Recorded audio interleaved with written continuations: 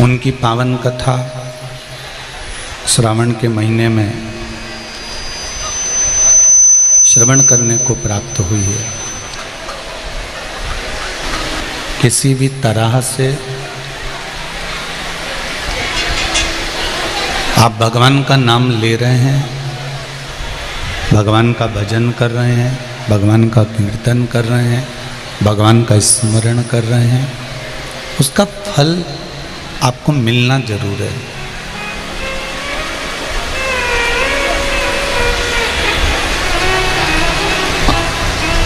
तुलसी बाबा का एक भाव प्रकट होता है कि बीज भूमि में उल्टा जाए चाहे सीधा जाए,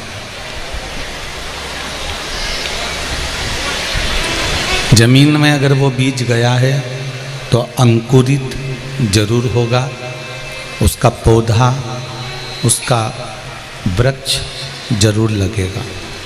उसी तरह अगर शिव महापुराण की कथा को आपने किसी भी रूप में श्रवण करा है, कैसे भी श्रवण करा है, तो ये निश्चित है कि उसका फल मिलेगा जरूर, कैसे भी प्राप्त हो पर प्राप्त होगा।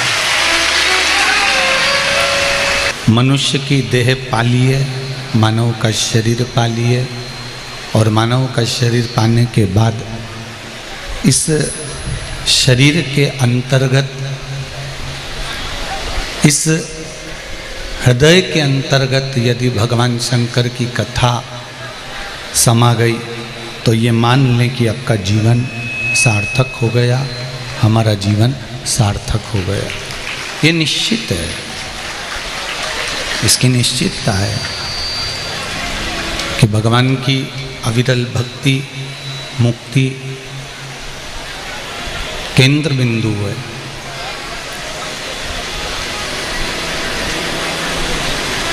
जैसे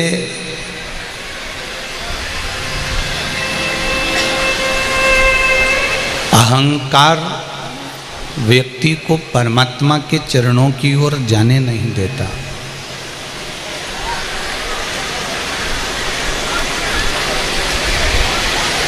अहंकार भगवान की ओर बढ़ने नहीं देता।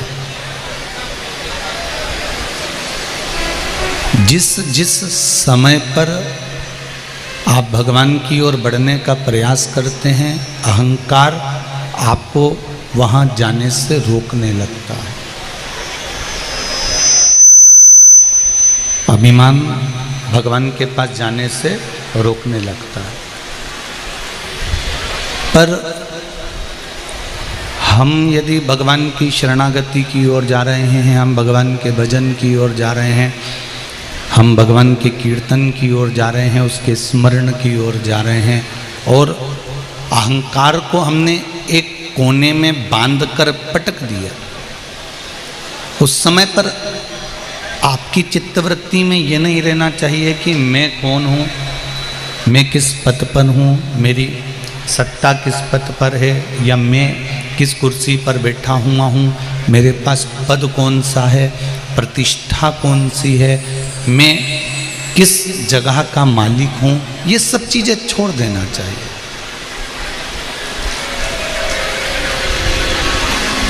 इन चीज़ों का स्मरण नहीं होना चाहिए।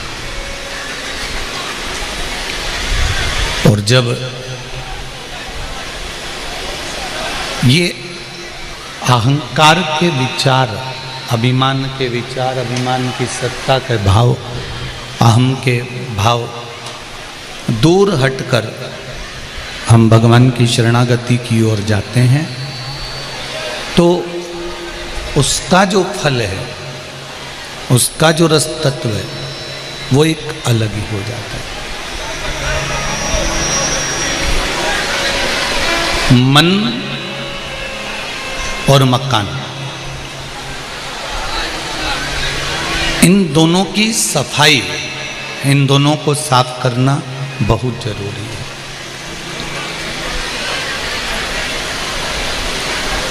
मकान में ज़्यादा धूल जम जाती है तो उस कमरे के अंदर जिसमें धूल जमी हुई है उस कमरे में कोई जाता नहीं है, उस कमरे में कोई पहुंचता नहीं है। और मन में अगर धूल जम गई, मन के भीतर अहंकार की अगर धूल जमी है तो उसमें भी परमात्मा प्रवेश नहीं करता, उसमें भगवान नहीं आता।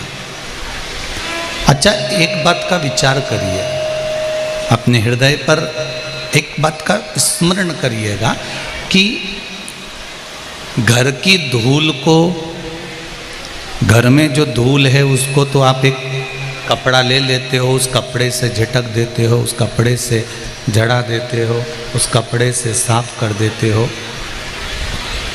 पर जो भीतर की धूल है, अपने अंदर की जो धूल है, उसे किस कपड़े से जड़ाओ? तो शिव महापुराण की कथा कहती है वो कपड़ा कोई दूसरा नहीं होता जिससे धूल जड़ाई जाती है, अहंकार की। अहंकार की धूल को जड़ाने के लिए गुरु की वाणी का जो कपड़ा होता है उससे सारी धूल अपने आप जड़ जाती है। गुरु की वाणी की जो धूल है, गुरु की वाणी का जो कपड़ा है, उससे अहंकार, काम, लोभ, वासना, तृष्णा, आसक्ति, ये सारी धूलें धीरे धीरे धीरे धीरे समाप्त हो जाती। आप उससे समाप्त कर सकते हैं।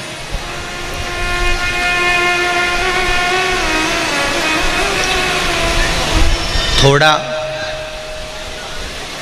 मकान में लगी हुई धूल को झटकना जरूरी है, उसी तरह भीतर उठने वाले अहंकार को, अभिमान को, अहम को शिव महापुराण के माध्यम से झटकना जरूरी है। किसी गुरु की शरणागति, परमात्मा के दरवाजे की शरणागति, भगवान के चौखट की शरणागति, भगवान की भक्ति की शरणागति, गुरु चरणारविंद की शरणागति हमको कुछ फल अवश्य देती है। अच्छा, एक काम कर देखिएगा कि आप रोज अपनी दुकान पर जाते हो, रोज अपने व्यापार पर जाते हो, रोज अपने कार्य पर जाते हो, रोज अपना काम करने जाते हो, और रोज जब आप व्यापार के लिए जाएं, कोई अपना काम करने के लिए जाएं, ये ऊपर के बक्से बंद पड़े हैं, खड़े होकर सुनिए पहले उसको।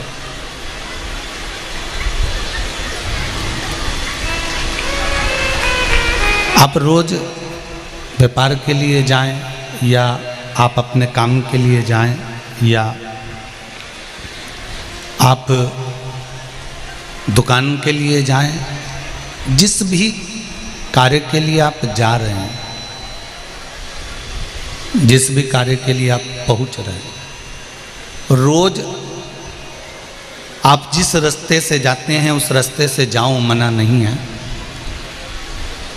जब आपको लगे कि मेरी दुकान ठीक नहीं चल रही, मेरा यह कार्य सफल नहीं हो रहा, मेरा यह कार्य पूर्ण नहीं हो रहा, तब आप एक काम करो, मार्ग दूसरा बदल लो, और जिस मार्ग में शंकर जी का मंदिर पड़ता हो, जिस मार्ग में शिवालय पड़ता हो, शिव मंदिर पड़ता हो, भगवान शंकर का द्वार पड़ता हो, उस रास्ते से निकलकर जाना प्रारंभ कर दो। भगवान की केवल कृपा की दृष्टि पड़ना प्रारंभ हो जाएगी तो दुकान भी चलना प्रारंभ हो जाएगी। आप उसका मार्ग पकड़ लीजिए, आप उसका पथ पकड़ लीजिए, आप उस मार्ग पर चलना प्रारंभ कर दीजिए। जब आप भगवान के मार्ग की ओर चलना प्रारंभ कर देंगे, भगवान के पथ से जाना प्रारंभ कर देंगे, तो अपने आप आपका कार्य सफल होना प्रारंभ हो जाएगा।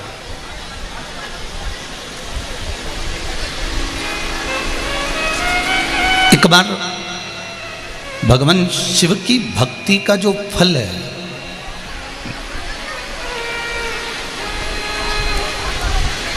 पहले भी कथा में कहा, ये जरूरी नहीं है कि आप शंकर भगवान पे एक लोटा पानी चढ़ाने रोज जाएंगे, और दबाव में जाना भी मत ही। कल कथा में कहा था कि कोई आपको डराए, कोई आपको धमकाए, कोई आपको चिल्लाए कि मंदिर जाओ, उससे नहीं जाना।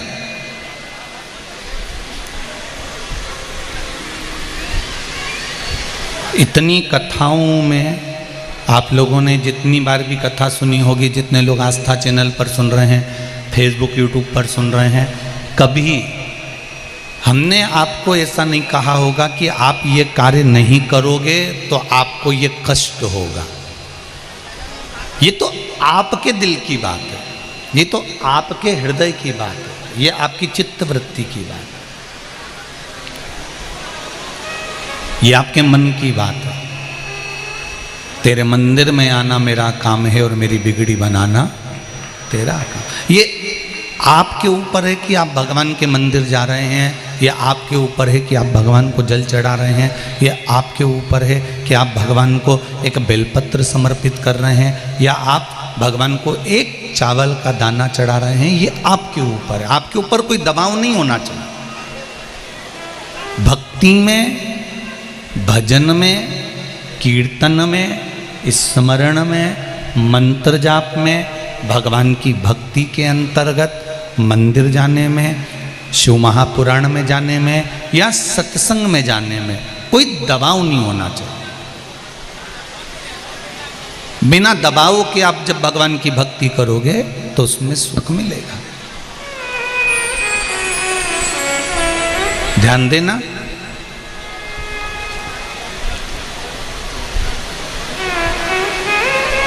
धन होगा, पैसा होगा, गले में सोने की चेन या मंगलसूत्र पड़ा होगा, तो चोर की नजर जरूर पड़ती है। आप सुंदर होंगे, बहुत सुंदर दिख रहे होंगे, तो लुच्चों की नजर जरूर पड़ती है। और यदि गले में सोने की चेन है, मंगलसूत्र है, धन है, तो चोर की दृष्टि पड़ गई। सुंदरता थी तो लुच्चों की दृष्टि पड़ गई। और अगर मुख में श्री शिवाय नमस्तुभ्यम है तो शिव की दृष्टि जरूर पड़ती है। यह निश्चित है। आपने पंचाक्षर मंत्र जपा नमः शिवाय, आपने षडाक्षर मंत्र जपा ओम नमः शिवाय, आपने द्वादशाक्षर मंत्र जपा ओम नमो भगवते वासुदेवाय, आपने 2 अक्षर का मंत्र जपा राम, आपने 2.5 अक्षर का मंत्र जपा कृष्ण, आपने श्री शिवाय नमस्तुभ्यम मंत्र को जपा। जो तुम्हारा मन पड़े उस मंत्र का स्मरण यदि तुमने करा है, उस मंत्र का जाप यदि तुमने करा है, तुम्हारा चित्त में जो मंत्र अच्छा लगे, तुम्हें जो अच्छा लगे। सनातन धर्म में सबसे बड़ी आनंद की बात तो यह है कि जैसे बफेट में जाते हैं ना पार्टी में, तो गुलाब जामुन, इमरती, जलेबी, छम्मक, लड्डू, ये वो बहुत सारा सामान रखा रहता है। तुम्हें जो अच्छा लगे वो खाओ, जो चीज अच्छी लगे उसको 2 बार खाओ। तुम बफेट में गए हो तो किसी ने मना करा कि तुमको नहीं ये तो एक ही बार खाना पड़ेगा, ये तुमको केवल एक बार खाना? नहीं नहीं, अगर बफेट है तुम्हारा मन पड़े तुम उस चीज को 2 बार खाओ, 3 बार खाओ, 4 बार खाओ, 5 बार खाओ। यहाँ तो बफेट लगा हुआ। सनातन धर्म में भी बस यही बात का स्मरण करना है।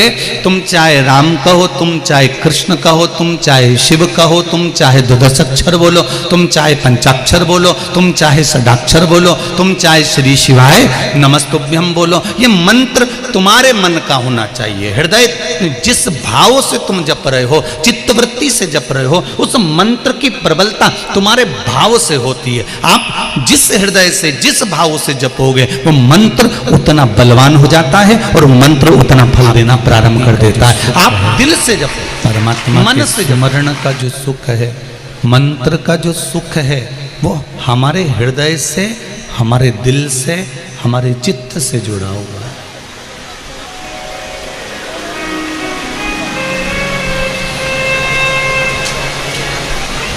शिव तत्व कह रहा है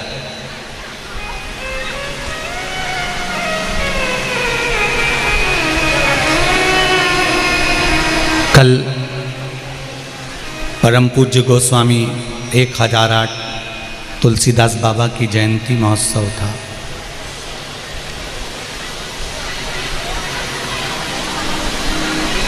कई पत्र आते हैं, इन पत्रों में लिखा रहता है कि हम बड़े दुखी हैं।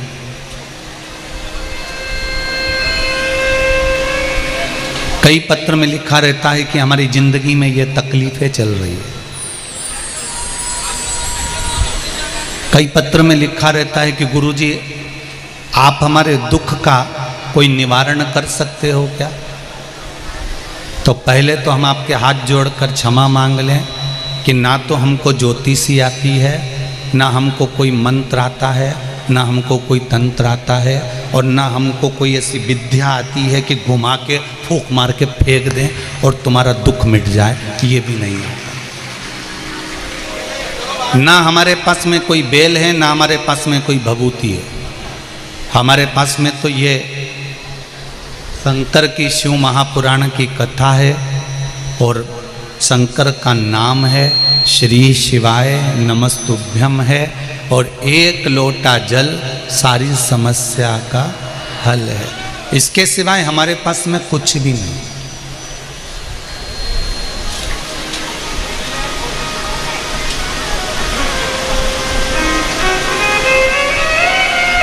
आप लोगों ने पत्र में लिखा कईयों ने कि हमारे को ये तकलीफ है, हमको ये तकलीफ है, हमको ये तकलीफ है।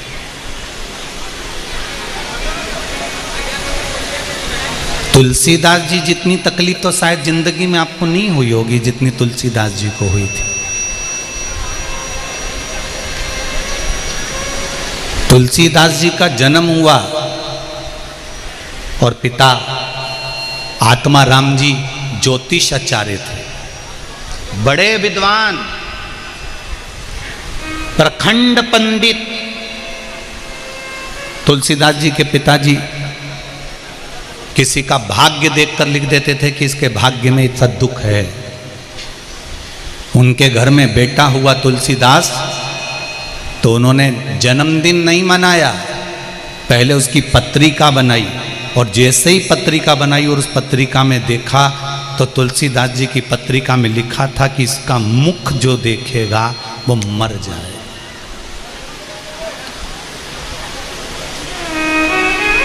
ये अभागा हुआ है, इसका भाग्य नहीं है, इसकी किस्मत नहीं है, इसका जो लालन पालन करेगा वो मरेगा। तो माँ बाप ने तुलसीदास जी को उठाकर दूसरी जगह भेज दिए। सोचो आपकी जिंदगी में इतना दुख तो नहीं हुआ होगा कि माँ बाप ने जन्म दे के तुमको दूसरी जगह पटक दिया होगा। प्रसन्नता होना कि इतना दुख हमको भगवान ने नहीं दिया। तुलसीदास जी को जिसने पालन पोषण करा वो मर गया।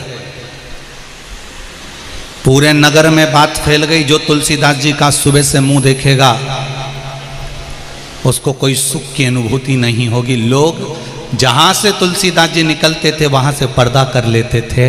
छोटा सा बालक तुलसीदास जाता, 2-4 दाने अगर चने के मिल जाएं, 4 दाने अगर चने के मिलते थे तो तुलसीदास जी एक दाना चने का आज खाते थे, दूसरा दाना कल खाते थे, तीसरा दाना परसों खाते थे, और चौथा दाना चौथे दिन खाते थे। एक दिन में तुलसीदास जी एक चने का दाना खाते थे और अपना पेट भरकर रहते थे। कोई भिक्षा भी नहीं देता था कि इसका मुख देखेंगे तो दुख होगा।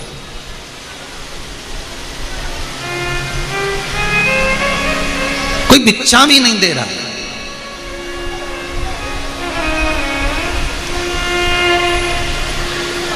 कैसे?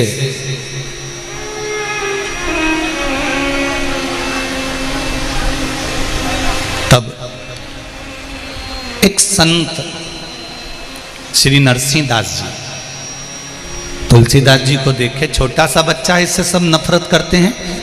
नरसिंहदास जी ने तुलसीदास जी का हाथ पकड़ा, लेकर अपने आश्रम में चले गए और इतना कथा सुनाई, इतनी कथा सुनाई, इतनी भगवान की भक्ति कराई, इतना राम नाम भगवान का जपवाया इतना भगवान शंकर की पूजन कराई, इतना भगवान का भजन करवाया कि तुलसीदास जी के ऊपर जो दोष लगे हुए थे वो सारे दोष मिटते चले गए। और तुलसीदास साधारण नहीं, गोस्वामी तुलसीदास हो गए जिन्होंने रामचरितमानस की रचना कर दी। एक बात अपनी जिंदगी में याद रखना, तुलसीदास जी ने अपनी जिंदगी में बड़ा दुख देखा, तुलसीदास जी ने अपने जीवन में बड़ा दुख देखा, बड़ी तकलीफें देखी, बड़ा कष्ट हुआ, बड़ा जीवन दुखमय निकला। पर किसी सदगुरु की शरण में जाकर जब भगवान की भक्ति में डूब गए, फिर दुख कहाँ गया मालूम नहीं पड़ा। अगर तुम्हारे जीवन में भी दुख है और तुम शिव महापुराण की कथा सुन रहे हो, तो आज से नियम बना लेना कि मैं कहीं पत्रिका या आदि काम करने के लिए बाद में जाऊंगा, सबसे पहला काम एक करूंगा, शंकर जी के मंदिर में जाकर एक लोटा जल चढ़ाऊंगा और शिव को रिझाऊंगा। वो मेरे लिए सर्वप्रथम होगा। मेरे शंकर की आराधना, मेरे शिव की आराधना, मेरे भगवान की आराधना, मेरे भगवान की भक्ति की आराधना, मैं राम की, कृष्ण की, शिव की, दत्त की, देवी की, जिसकी आराधना करना है आप उसकी करो, मना नहीं है। पर ये मत कहो कि मेरा दुख बड़ा है, कौन काटेगा, कौन काटेगा, कौन काटेगा। अरे दुनिया के दुख अगर काटने वाला है तो वो मेरा परमात्मा, मेरा देव अधिदेव महादेव है। अकाल मृत्यु वो मरे जो काम करे चंडाल का, काल उसका क्या बिगाड़े जो भक्त हो महाकाल का। जो शिव का उपासक है उसका दुख शंकर ही काट सकता है, कोई दूसरा नहीं काटेगा आपके दुख को।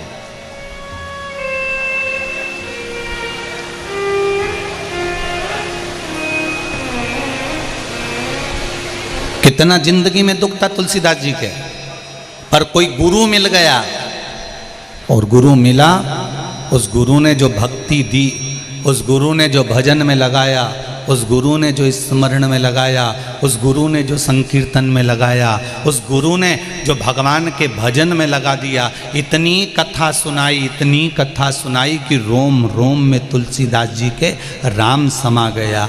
दुनिया के लोग कहते हैं उनकी पत्नी ने उनका तिरस्कार करा, दुनिया के लोग कहते हैं उनकी पत्नी ने तुलसीदास जी को अपशब्द कहे, इसलिए तुलसीदास जी राम जी के भजन में डूब गए। ध्यान देना, आप में से भी ढेर सारे ऐसे होंगे जिनका तिरस्कार घर के लोग हर कभी कर देते हैं, तो तुम कौन सा राम जी की भक्ति में डूब जाते हो? तुम कौन से भजन में डूब जाते हो? पत्नी के तिरस्कार से या पति के तिरस्कार से या मोहल्ले वालों के तिरस्कार से या रिश्तेदारों के तिरस्कार से कोई भगवान के भजन में नहीं डूबता। भगवान के भजन में वो ही डूबता है जिसकी नस नस में बाल्यावस्था से भगवान का भजन भरा होता है, वो भगवान की ओर चला जाता। तुलसीदास जी की बाल्यावस्था से नरसिंहदास जी ने जो राम का भजन भरा था, कृष्ण का भजन भरा था, जो शिव का भजन भरा था, पत्नी ने एक शब्द कहा और तुलसीदास जी को गुरु जी की याद आ गई और वो भगवान राम की भक्ति में लग गए। आप अपने बच्चों को जो एक लोटा पकड़ाकर मंदिर भेज रहे हो, आप अपने बच्चों को एक बेलपत्र चढ़ाने के लिए जो मंदिर भेज रहे हो, आप अपने बच्चों को एक चावल का दाना चढ़ाने के लिए मंदिर भेज रहे हो, आप अपने बच्चों को, घर की बहुओं को, बेटियों को, बच्चों को एक लोटा जल लेकर भगवान के अगर मंदिर भेज रहे हो, तो ये अंदाजा लगा कर रखना, जिसने अपने बच्चों को मंदिर का रास्ता दिखाया है, उसके घर के बच्चे कभी अपने बूढ़े माँ बाप को वृद्धाश्रम का रास्ता नहीं दिखाएंगे, ये निश्चित। वृद्धाश्रम का रास्ता, जितने लोग अपने अपने बच्चों को मंदिर भेज रहे हो, आप नियम बना लो अपने घर के बच्चों को, स्कूल बाद में जाना पहले एक लोटा पानी चढ़ा के आ, कॉलेज बाद में जाना पहले एक लोटा पानी चढ़ा कर आ, जा पहले शंकर जी, मम्मी मैं घर से लोटा लेकर नहीं जाऊंगा, मत जा तो प्रणाम कर कर आ, मैं और मंदिर जाऊं, हाँ जा। ऑटो वाला ऑटो लेकर जाए, रिक्शे वाला रिक्शा लेकर जाए, रिक्शे वाले को रोक कर कह दो, हमारे बच्चों को स्कूल लेकर जाता है तो सामने से कोई शंकर जी का मंदिर हो उस मंदिर के सामने रिक्शे को थोड़ा धीमा करना और बच्चों से कहना हर हर महादेव। जितने रिक्शे में बच्चे बैठे रहे सब एकदम मंदिर देखकर हर हर महादेव कह दो और उसके बाद में आगे बढ़ जाओ। हमारे बच्चों के जीवन में अगर काल भी मंडराएगा तो हर हर महादेव कहने से वो हर लेगा उस काल को। अपने घर के बच्चों से कहो, ऑटो वाले से, रिक्शे वाले से कह दो कि तू मेरे बच्चों को लेकर अगर स्कूल जा रहा है तो बीच मार्ग में जो मंदिर शंकर का दिखे वहां एक बार ऑटो को थोड़ा धीमा कर ले, थोड़ा सा स्लो कर ले। क्यों? ये स्पीड ब्रेकर रोड पर क्यों बनाए जाते हैं? इन स्पीड ब्रेकर को रोड पर इसलिए बनाया जाता है कि तेज चलती हुई गाड़ी को थोड़ा सा स्लो कर लो, धीमा कर लो। अगर गाड़ी धीमी कर लोगे तो एक्सीडेंट नहीं होगा। उसी तरह जैसे रोड पर स्पीड ब्रेकर बनाए जाते हैं, इनको देखकर गाड़ी को धीमा कर लेना चाहिए, गति अवरोधक को देखकर गति को रोक लेना चाहिए। जब हम रोड पर चलें और हमें शंकर जी के ओटले मिले, शंकर जी के मंदिर मिले, तो समझ लेना ये गति अवरोधक हैं, ये स्पीड ब्रेकर हैं। इनको देखकर थोड़ा सा झुक जाओ, थोड़ा सा स्लो हो जाओ। तो इनके आगे अगर स्लो हो गए, झुक गए, तो जीवन की गाड़ी का कहीं एक्सीडेंट नहीं होगा। ये जीवन की गाड़ी कहीं भटकने वाली नहीं है, अपने मार्ग से कहीं कूदने वाली नहीं है। आप भजन तो करो उसका।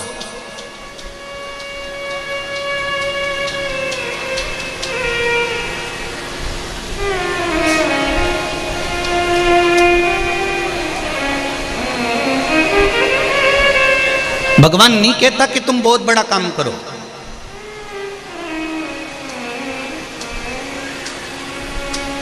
भगवान कहता है छोटा भी काम करो तो मुझे समर्पित कर कर करो।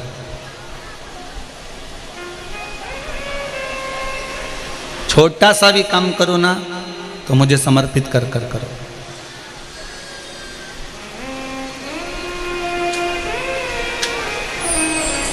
एक कथा सुनी है आप लोगों ने राम जी की। बहुत बड़ा सेतु बन रहा,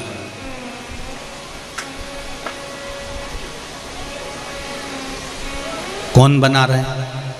पूरे बानर, पूरे बंदर, नल नील राम नाम लिखे पत्थर छोड़ रहे हैं और सेतु बन रहा है। कितने किलोमीटर का था?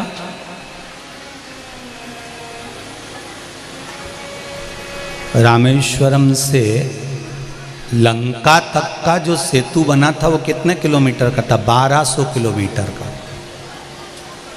कितने किलोमीटर का है? 1200 किलोमीटर का लंबाई थी, 120 किलोमीटर की चौड़ाई थी सेतु की।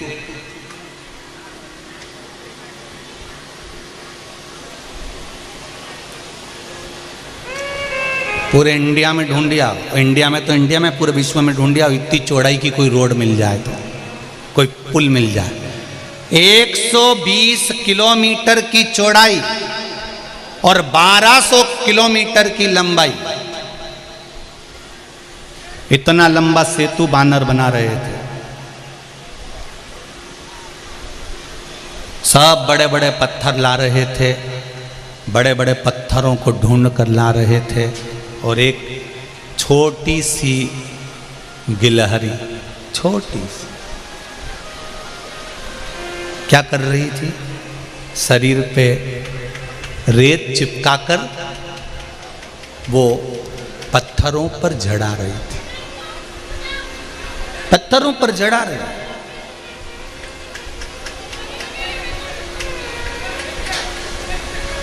अब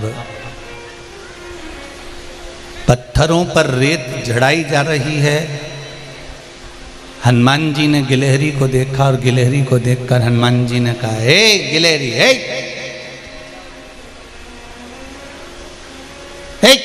इधर आ। गिलहरी हनुमान जी के पास गई। जब गिलहरी खड़ी होती है ना तो उसके दोनों हाथ यूं करती है और मुंडी यूं करती है। गिलहरी ने जैसे ही मुख यूं करा और हाथ यूं करे तो हनुमान जी इधर इधर। गिलेरी ने पूछा क्या है? गिलेरी के 2 दांत आगे के। हनुमान जी को देख के हंस दी। हनुमान जी बोले इतने सारे बंदर जा रहे हैं, तेरे को थोड़ी बहुत शर्म नहीं आई? कहीं दब दुबा गई? इतनी सी तो धरी है, पिचकड़ा निकल जाएगा तेरा। इतने में गिलेरी ने अपना 2 दांत दिखाया और चल दी। हनुमान जी ने कहा कितनी गजब की है, मुझे चिढ़ा रही है, मुझे चिढ़ा रही है, गजब। वो जैसे ही आगे बढ़ी तो हनुमान जी ने फिर बुलाया, सुन रही क्या, इधर आ। गिलेरी पीछे मुड़ के देखी, फिर चल दी। हनुमान जी उसके पीछे पीछे गए। अरे सुन रही है? गिलेरी ने फिर अपना हाथ ऊपर वाला जोड़ा, मुंडी नीचे करी, 2 दांत दिखाए। हनुमान जी मन में सोचे कितनी एबली पैदा हुई है, बताओ कितनी एबली है। मैं इसको बोल रहा हूं, बात कर रहा हूं, सुनने को तैयार नहीं है। फिर हनुमान जी ने गिलेरी को रोका, कितने बड़े बड़े बंदर निकल के जा रहे हैं, लोग कूद रहे हैं, तेरा पिचकड़ा निकल जाएगा, कोई तुझ पे पांव रख देगा, तुझे डर मन नहीं लग रहा? तुझे डर नहीं लग रहा? गिलेरी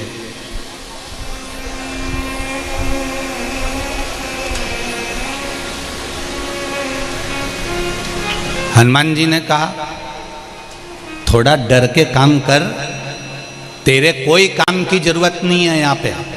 गिलेरी बोली हनुमान जी से, अरे ओ बंदर, तुम अपना काम करो, हमें अपना काम करने दो। हमने तुमसे पूछा कि हम क्या काम करेंगे, या हमने तुमसे कहा कि तुम क्या काम करोगे? हम जो काम कर रहे हैं हमको करने दो, और तुम्हें जो काम करना है तुम करो।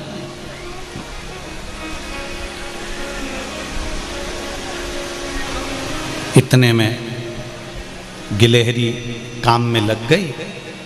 हनुमान जी एक बड़ा सारा पत्थर उठा के ला रहे थे, और लाते लाते लाते लाते लाते लाते हनुमान जी कई पांव वो गिलहरी की पूंछ पे धरा दिया। अब कितने बच रहे थे? सारे बंदरों से हनुमान जी ने कह दिया था ये तो पगली है, इसमें तो अक्ल नहीं है, इतनी सी होके यहाँ वहाँ घूम रही है, अभी कोई पाँव माँव रखा जाएगा तो पिचकड़ जाएगी। और हनुमान जी का थोड़ा सा पाँव उसकी थोड़ी सी पूंछ पे रखा गया, पूंछ पे रखाया। अब गिलहरी चिल्लाई ची ची ची ची। अब गिलहरी जब फंस जाती है तो ऐसी चिल्लाती ची ची करे। हनुमान जी ने मन में सोचा ये कौन चीख रहा है? अब हनुमान जी का स्वरूप बड़ा, पत्थर हाथ में बड़ा, राम नाम लिखा हुआ, और पांव रखा गया गिलहरी की थोड़ी सी पूंछ पे, और वो ची ची करे। हनुमान जी ने सोचा कौन चीख रहा? जो हनुमान जी ने देखा तो गिलहरी नीचे से चिल्लाई, अरे देख के तो चल ले बंदर, देख के तो चल ले बानर, दिख नहीं दिया तुझको? मेरे ऊपर पांव रख दिया। हे भगवान, हे भगवान, हे भगवान। गिलहरी रोने लगी, आंख में आंसू भर गए। मेरी तो पूंछ तोड़ दी इसने, मेरी तो पूंछ तोड़ दी। हनुमान जी ने पत्थर पानी में डाला, गिलहरी के पास आकर बोले मैंने तेरे को पहले ही समझाया, तू बीच में क्यों आई? गिलहरी बोलने लगी मैं तेरे बीच में कब आई? मैं तो अपना काम कर रही थी, देख के तो चलना चाहिए कि कहां से जा रहे हो, हर किसी की पूंछ पे पांव रख दोगे? हनुमान जी ने कहा मैंने तेरे को समझाया था, बीच में काय कोई? इतने में गिलहरी ने कहा तू बहुत बड़बड़ बड़बड़ करता है, रुक जा, मैं राम जी के पास जा रही हूँ, आज पूरा न्याय मांग कर आऊंगी राम जी से कि मेरी पूंछ तोड़ी है तुझने, तूने, रुक जा। और गिलहरी रोती रोती रोती रोती राम जी के पास पहुंच गई, राम जी के सामने जाके खड़ी हो गई। जैसे ही खड़ी हुई राम जी ने देखा गिलहरी रो रही है। राम जी ने गिलहरी को हाथ में उठाकर पूछा तुम क्यों रो रही हो? गिलहरी कहती है मेरी पूंछ देखो जरा, कितनी पूंछ को एक बंदर ने तोड़ दिया, मेरी पूंछ को। हनुमान जी ने अपना हाथ गिलहरी पर फेरा, फेरते से गिलहरी की पूंछ सही हो गई। गिलहरी की पूंछ तो सही हो गई, पर गिलहरी ने राम जी से कहा आपको न्याय तो करना पड़ेगा, चाहे कुछ भी हो जाए।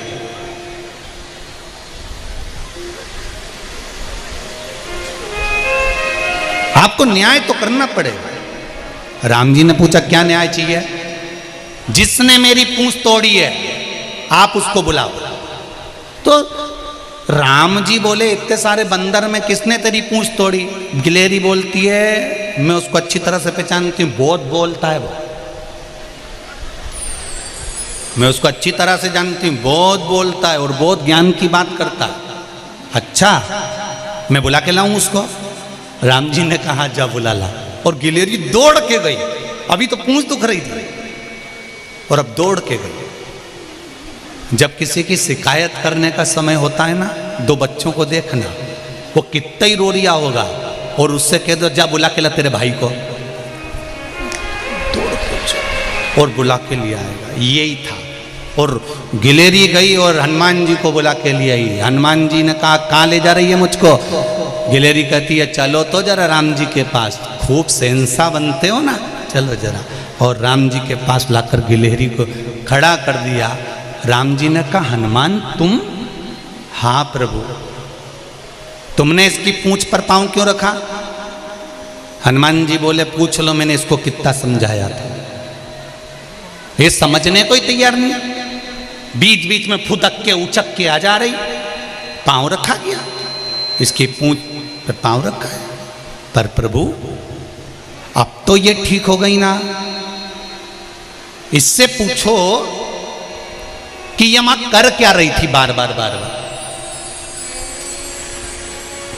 इतने में गिलेरी राम जी से बोली मैं बाद में बताऊंगी, पहले राम जी आप बताओ इस बंदर में ज्यादा अक्ल है कि मुझ में ज्यादा अक्ल है? राम जी ने कहा फंस गए। अब ये बानर में ज्यादा अक्ल कि मुझ में अक्ल? राम जी बोले तू बता दे किस में ज्यादा अक्ल है। गिलेरी बोली दुनिया के लोग कहते हैं अष्ट सिद्धि नव निधि के दाता, काय की अक्ल इनमें? इतने बड़े बड़े पत्थर ला ला के पानी में डाल दिए, सारे पत्थरों का पुल बना दिया। वो पुल पर मेरे राम जी जब चलेंगे उनके कोमल कोमल चरण में वो पत्थर गड़ेंगे, इसलिए मुझ में अक्ल ज़्यादा है। मैं पानी में गीली होकर समुद्र की रेत को चिपकाकर पूरे पत्थरों पर बिखेर दे रही हूँ, जिससे परमात्मा के चरण में वो पत्थर ना चुभे। अब गिलेरी बोली बताओ किस में अक्ल ज़्यादा है? राम जी बोले तुझ में ही है, तुझ में ही अक्ल ज्यादा है। तो प्रभु मुझ में अक्ल ज्यादा है ना, तो न्याय करो न्याय करो न्याय करो।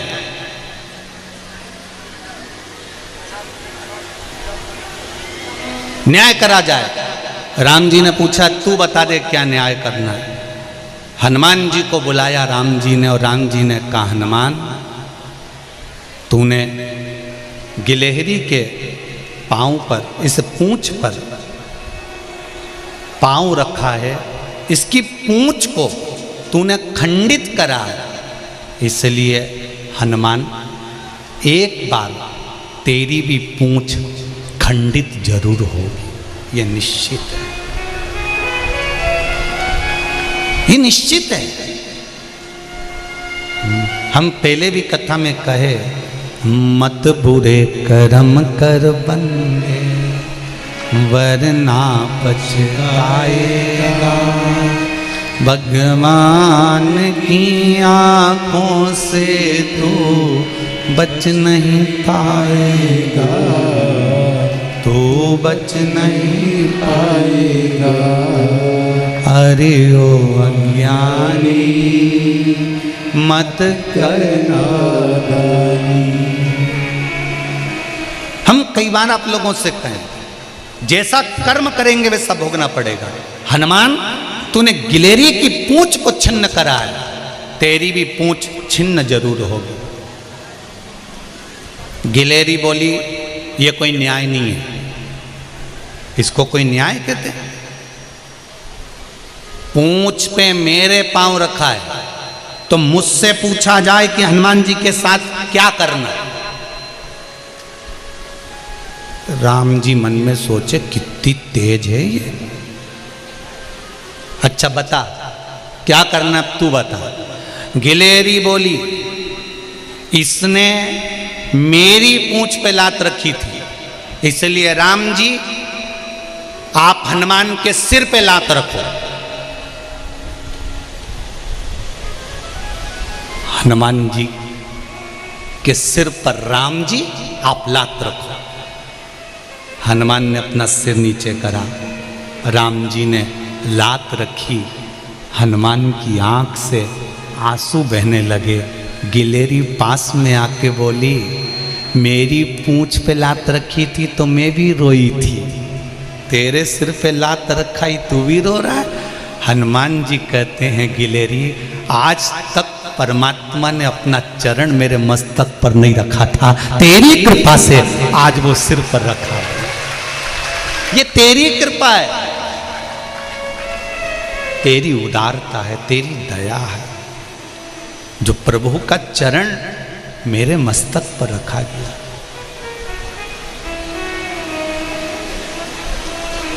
हनुमान जी ने कहा, प्रभु मेरी पूंछ भी खंडित होगी? हाँ। लिंग पुराण कहती है,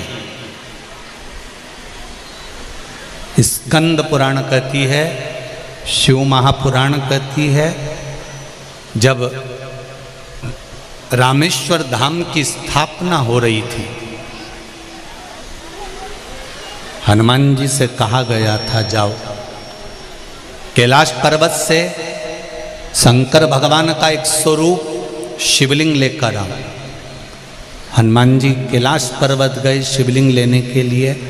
इतनी देर में ब्राह्मणों ने कहा, मुहूर्त निकल रहा है, जल्दी से शिवलिंग की स्थापना करो।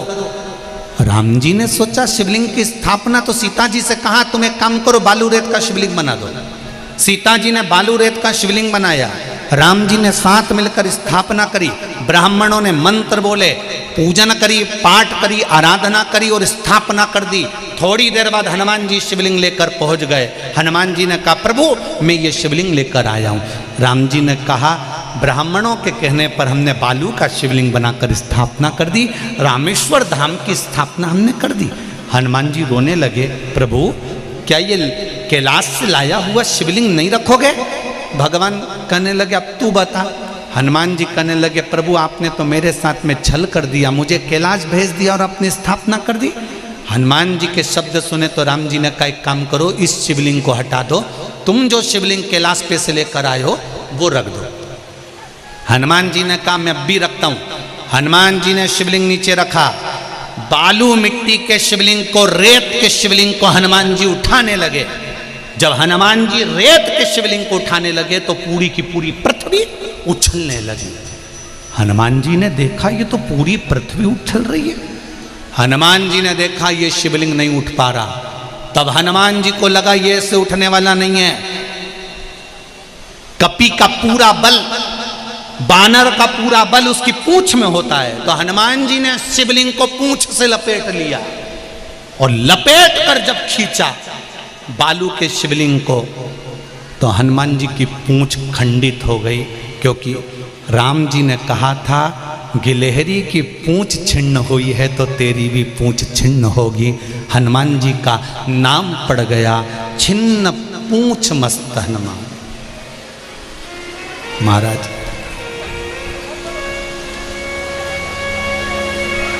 छिन्न पूंछ मस्त हनुमान।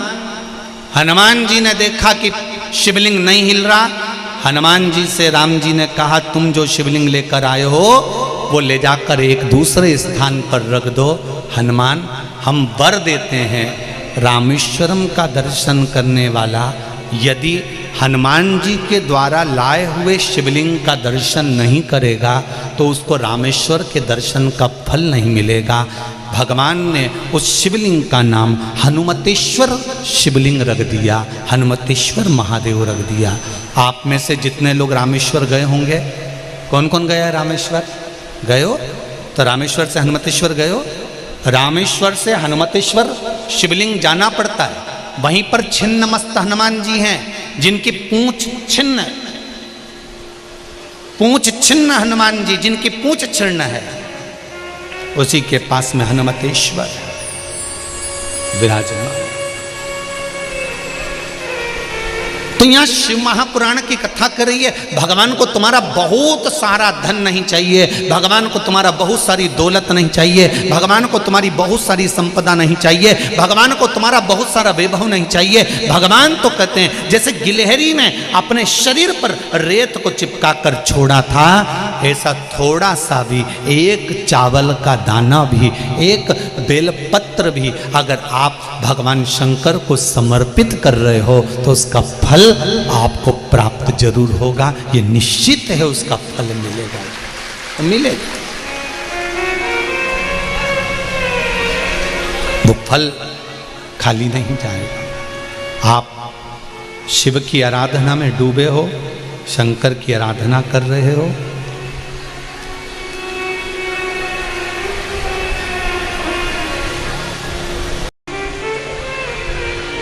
और कितनी शीतलता है। छत्तीसगढ़िया सबले बढ़िया, इतनी शीतलता है कि आप लोग जब रास्ते से जाते हो या कथा में आते हो तो कोई झगड़ा नहीं, कोई आवाज नहीं, बड़ी शांति से कथा श्रवण करते हो। वो तो थोड़े बहुत इधर खड़े होके यमराज के भाई होन चिल्लाते रहते हैं, वो बात दूसरी। पर धन्यवाद दूंगा मैं आपको, बहुत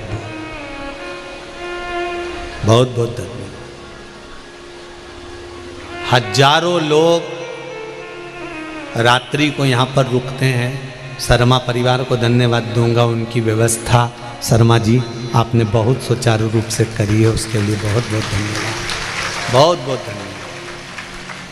बार बार ये नहीं आ पाएंगे,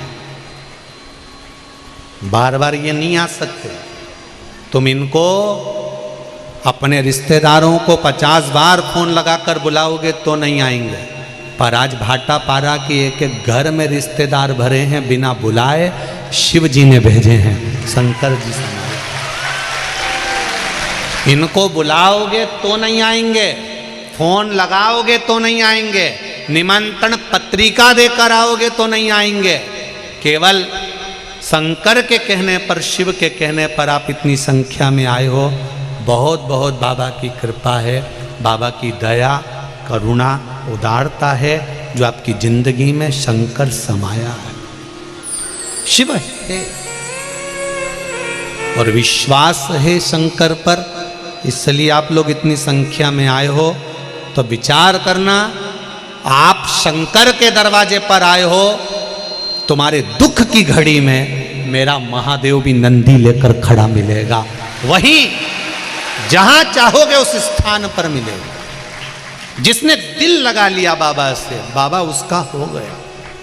मेरे बाबा को नहीं चाहिए तुम्हारी दौलत। रावण के पास में सोने की लंका थी, शंकर भगवान ने एक बार भी कहा कि रावण मुझे 1 किलो सोना दान कर देना, किया नहीं।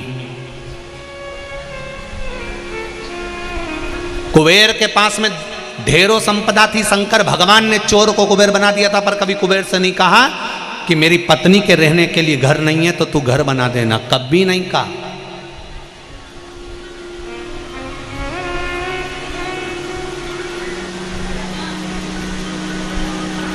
एक शब्द नहीं कहा भोलेनाथ जी ने कि मुझको ये चाहिए। उल्टा रावण आया और मांग कर ले गया, उल्टा कुबेर आया और मांग कर ले गया। जो शिव के दरवाजे पर आता था वो मांग कर ले जाता था, पर शंकर भगवान किसी से, पार्वती जी ने 2-4 बार कहा कि कुबेर को तुमने कुबेर बना दिया, चोर को कुबेर बना दिया, उससे कह दो सोने का महल बना देगा। नहीं, अपने को नहीं चाहिए, क्योंकि महल बनेगा तो महल में दरवाजा लगाना पड़ेगा। घर बनाओगे तो दरवाजा नहीं लगाओगे क्या? अरे बोलो तो जम के, लगाओगे ना। बैकुंठ में जाकर रहेंगे तो दरवाजा लगाना पड़ेगा, ब्रह्मलोक में जाकर रहेंगे तो दरवाजा लगाना पड़ेगा, इंद्रलोक में जाकर रहेंगे तो दरवाजा लगाना पड़ेगा, कुबेर की नगरी में जाकर रहेंगे तो दरवाजा लगाना पड़ेगा, यम की नगरी में जाकर रहेंगे तो दरवाजा लगाना पड़ेगा, पितरों की नगरी में जाकर रहेंगे तो दरवाजा लगाना पड़ेगा। शंकर भगवान कहते हैं मैं दरवाजे का झंझट नहीं रखना चाहता, इसलिए मैं कैलाश पर जाकर बैठता हूं, चारों तरफ से खुला है, जिसकी जब मर्जी पड़े तब टूटमान होकर आ जाना, तुम्हारा पिता वहां पर मिलेगा, वहां तुम्हारा पिता मिलेगा, वहां तुम्हारा शंकर मिलेगा। शंकर के दरवाजे पर दरवाजे का कोई काम नहीं, इसलिए पार्वती से कहा मुझे नगरी में नहीं रहना, मुझे नगर में नहीं रहना, मुझे किसी घर में नहीं रहना, मुझे किसी मोहल्ले में नहीं रहना, मुझे किसी महल में नहीं रहना। शंकर जी कहते हैं मुझे तो तुम्हारा मन पड़े इसी खुली जगह में रख दो, क्योंकि मैं कैलाश पर रहने वाला हूँ, खुले में रहता हूँ, मेरे पास में दरवाजे का काम नहीं है, द्वार कोई बंद करे मुझे पसंद नहीं, द्वार कोई खोले मुझे पसंद नहीं। शंकर कहते हैं मेरे पास में ना कपट है, ना पट है, ना झंझट है, तुम तो आओ लोटा भर जल चढ़ाओ चले जाओ। कई लोग कहते हैं जल चढ़ाने का समय क्या होना चाहिए? शिव महापुराण की कथा कहती है बाप के पास जाने का कोई समय नहीं होता, माँ की गोद में बैठने का कोई समय नहीं होता, और परमात्मा का भजन करने का कोई समय नहीं होता। तुम मन पड़े तब शिव का स्मरण करो, शंकर का भजन करो।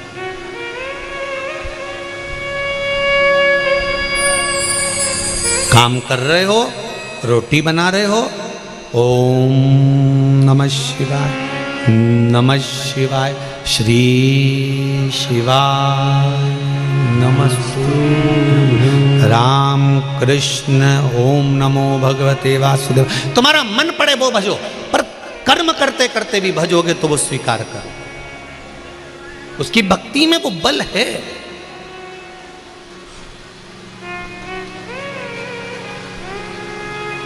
एक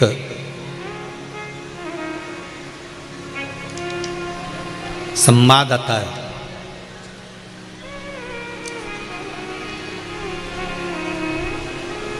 इंद्र की सभा में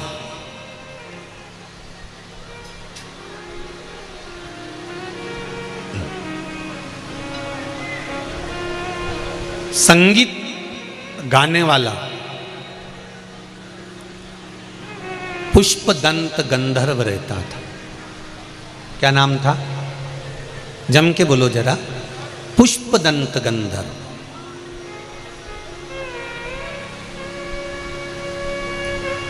इंद्र की सभा में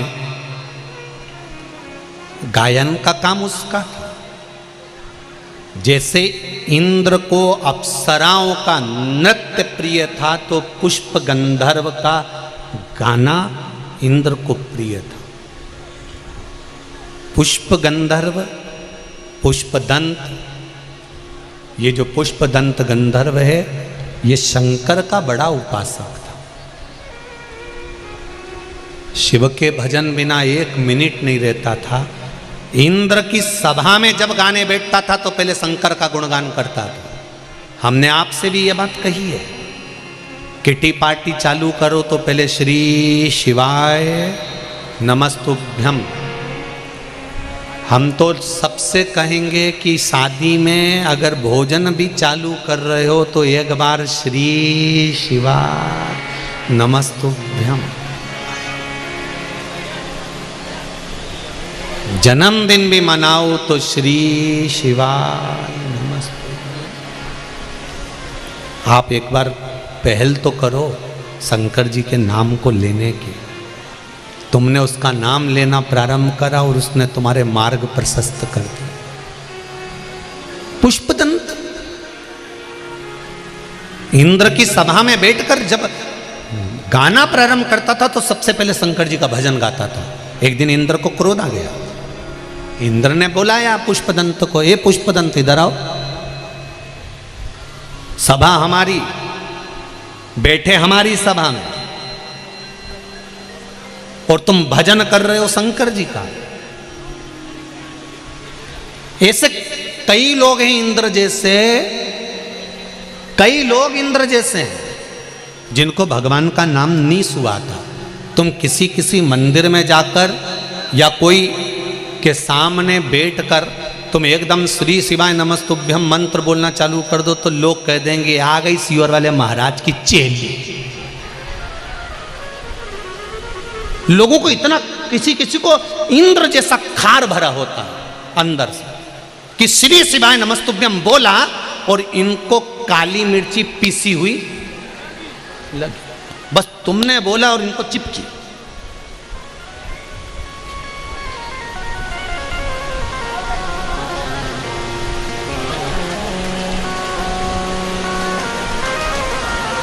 इंद्र के सामने जैसे ही पुष्पदंत ने शंकर का भजन गाया, भजन गाते से ही इंद्र को क्रोध आया और इंद्र को क्रोध आया और इंद्र ने कहा सभा हमारी और हमारी सभा में तुम शंकर का नाम ले रहे हो।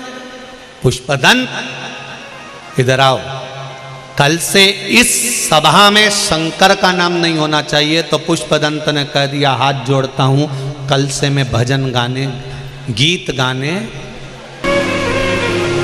हमें वहां नहीं जाना। पुष्पदंत ने कह दिया शिव का भजन छोड़कर मैं आपका भजन नहीं कर सकता। इंद्र ने कहा तुम शिव का भजन करना चाहते हो तो थोड़ा सा कर लेना, ठीक है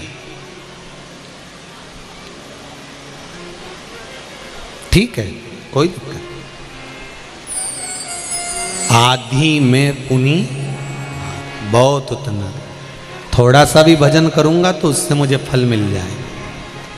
पुष्पदंत का नियम था शंकर भगवान के शिवलिंग की पूजन करने के लिए बेलपत्री पत्तियां फूल तोड़कर लाता था, चढ़ा देता था।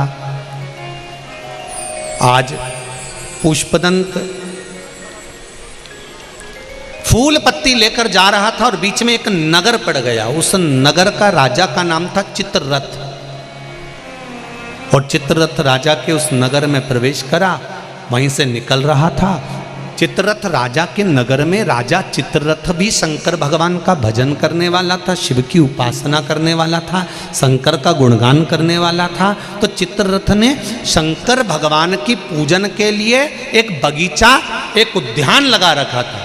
उस बगीचे में बहुत सारे बेलपत्री के पौधे लगे हुए थे, बहुत सारे फूल के पुष्प के पौधे लगे हुए थे। चित्ररथ उस बगीचे को लगाया था, वहीं से पुष्पदंत निकल कर जा रहा था। उसकी दृष्टि उस बगीचे पर पड़ गई। कितना सुंदर बगीचा है, कितना सुंदर उद्यान है, इतना सुंदर बगीचा और कितने सुंदर सुंदर फूल लग रहे हैं। पुष्पदंत ने विचार कर लिया कि कल से फूल यहीं से तोड़कर ले जाऊंगा। बहुत ध्यान से सुनना इस कथा को। जैसे हनुमान जी एक शिवलिंग लेकर आए थे तो हनुमतेश्वर बना था, पुष्पदंत ने भी एक शंकर के शिवलिंग का निर्माण करा था, इसलिए पुष्पदंतेश्वर महादेव बना था। कथा सुनना जरा। कहते हैं सावन के महीने में जो पुष्पदंत की कथा को सुन लेता है उसकी मनोकामना देव अधिदेव महादेव पूरी कर देते हैं। इसलिए इस कथा को अशोक सुंदरी शिव महापुराण के अंतर्गत लिया गया। जरा ध्यान से सुनिए। पुष्पदंत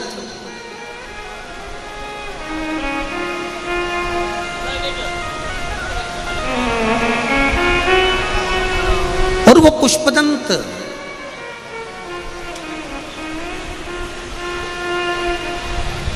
स्वामी जी आए हैं, एक बार जोरदार ताली बजाकर स्वागत करें। शिवरी नारायण में भी स्वामी जी से मिलना हुआ था। एक कुर्सी ऊपर लगा दो बाबा, एक कुर्सी ऊपर लगा दो।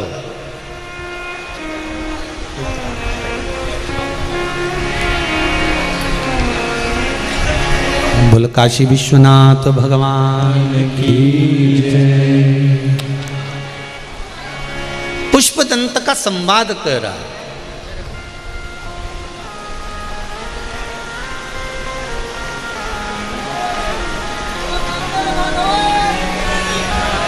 पुष्पदंत का संवाद कहता है कि पुष्पदंत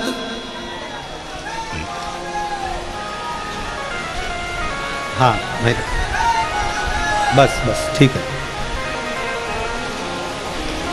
पुष्पदंत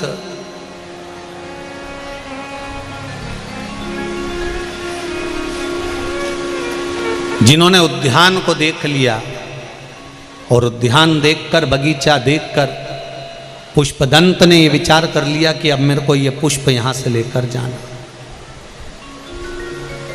शिव महापुराण का चरित्र कहता है कि भगवान शंकर को एक बेलपत्र चढ़ाओ मना नहीं है, पर शिव जी को बेलपत्र जब चढ़ाना जब किसी बगीचे में, किसी एकांत में, किसी मंदिर के पास में या कहीं जिंदगी में एक बार बेलपत्री का पौधा आपने लगाया हो।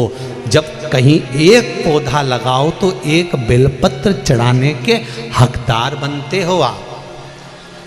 अभी बारिश का समय चल रहा है, पूरे देश विदेश में जितने लोग बैठे हुए हैं, विश्व के जितने लोग शिव महापुराण की कथा सुन रहे हैं, सबसे करबद्ध निवेदन करूंगा, ये बारिश के महीने में घर में एक पौधा गमले में लगाओ बेलपत्री का, उसको बड़ा करो। बड़ा करने के बाद जैसे बेटी को बड़ा कर कर अपन उसकी शादी करते हैं, ऐसे ही बेलपत्री के पौधे को बड़ा कर कर फिर किसी बगीचे में जाकर लगा कर आओ तो उसका फल अधिक प्राप्त होगा। बेलपत्री के पौधे को पहले बड़ा करो। आपकी और हमारी आदत इतनी बुरी है कि 10 रुपए 50 रुपए का पौधा खरीद लाते हैं, तुरंत जाकर बगीचे में वृक्षारोपण के लिए फोटो खिंचवाने के चक्कर में लगा देते हैं। वो थोड़े दिन तक तो अच्छा रहता है, महीने 2 महीने बाद सूख जाता है, उसका कोई महत्व नहीं। ऐसा पैसा बर्बाद करने से कोई मतलब नहीं, ऐसा धन बर्बाद करने से कोई मतलब नहीं।